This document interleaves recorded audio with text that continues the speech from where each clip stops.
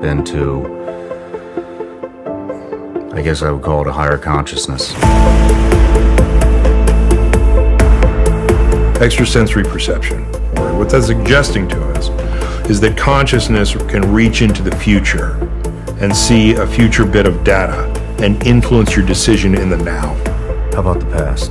That's a suggestion that consciousness goes out beyond the body. The best way I can describe that is, for example, that we now know that anyone who has a flying dream is symbolizing an out-of-body state. I mean, there are things in us as humans that we don't explore and we can do, that we just don't do.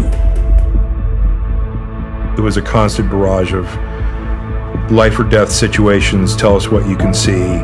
These are special operations that are going live. Tell us which way we need to turn, what's going on. Somebody just got kidnapped. We got probably 18 hours before he's dead.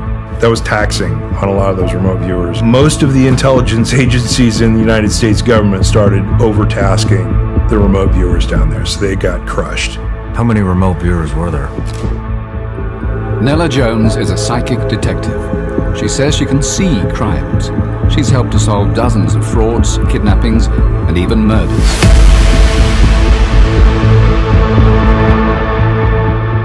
Nella has worked mainly with the country's biggest police force, the Metropolitan Police in London. They refuse to talk openly about their use of psychic detectives, but Nella has a secret letter of commendation from a senior officer.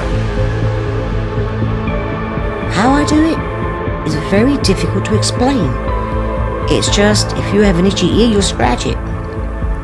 But if I'm involved with a crime, I look at it and I solve it. What are some of the technologies that they implemented, and how did that improve your remote viewing experience? They invented binaural beats, right?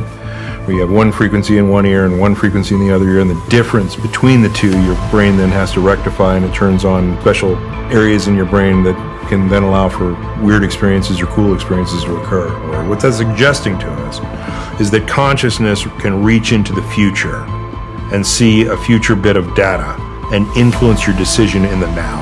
The bomb story, I can relate to in my 14 years of operations within, the different SEAL teams, the agency. There is a feeling, that you do get when things are about to happen.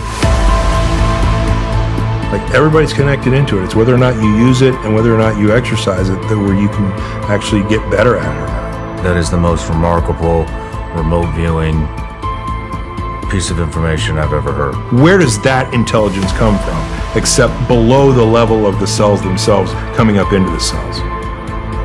Holy. So that's another pretty good proof that consciousness is something that is more of a field of intelligence.